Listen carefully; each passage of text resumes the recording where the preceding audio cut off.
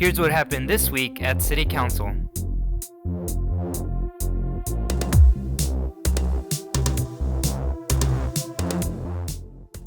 We briefed council and mayor during the work session on the agenda item number 1, which was the military affairs brief to mayor and council on the results of the El Paso Area Veteran Needs Assessment.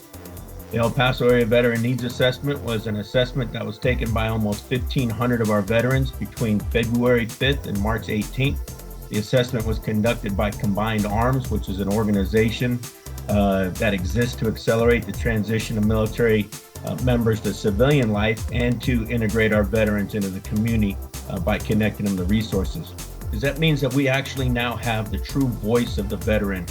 We're not just going out there and assuming that we know what they need. We know from specific data of what they have told us that they would like to have, what's important to them, and what they feel the gaps in services. So now we can go ahead, we can move forward, and we can fill these gaps, and we can make sure that the needs are addressed. This item was a resolution for the City Council to allow the appropriation of the almost $119 million that we received through the CARES Act, and specifically the Coronavirus Relief Fund. And so what we recommended to the City Council was putting approximately $84 million of that towards the public health and safety response, which would allow for more testing, allow for prevention, allow for more compliance.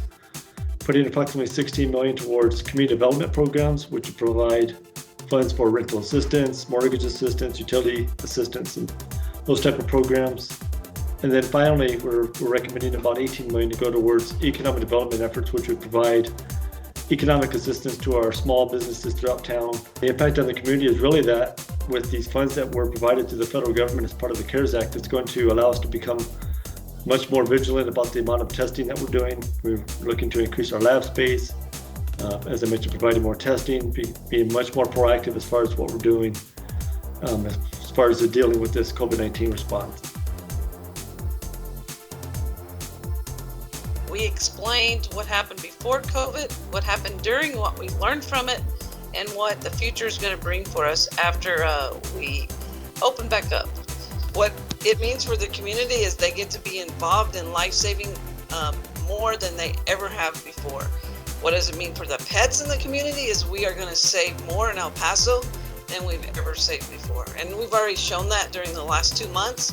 And again, what it means is that we're going to continue that momentum, involving the community in all areas of life saving so that we can save more pets than we've ever saved before.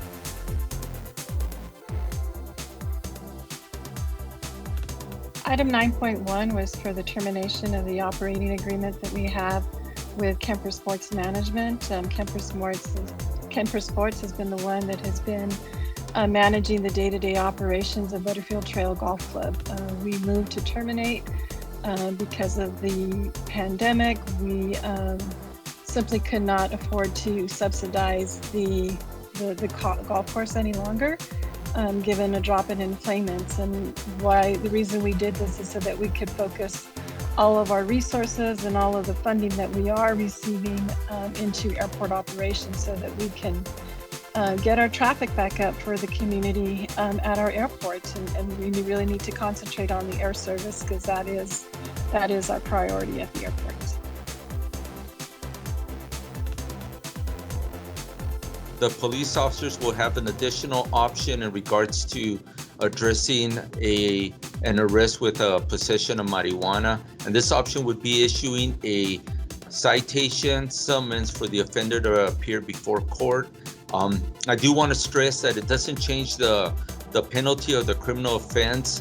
Basically, for the community, what it means is first-time offenders that have no priors and match up with our current policy, police will have this option in regards to issuing the citation summons, allowing the individual to go to court at a later time decided by the courts instead of being booked immediately at that time.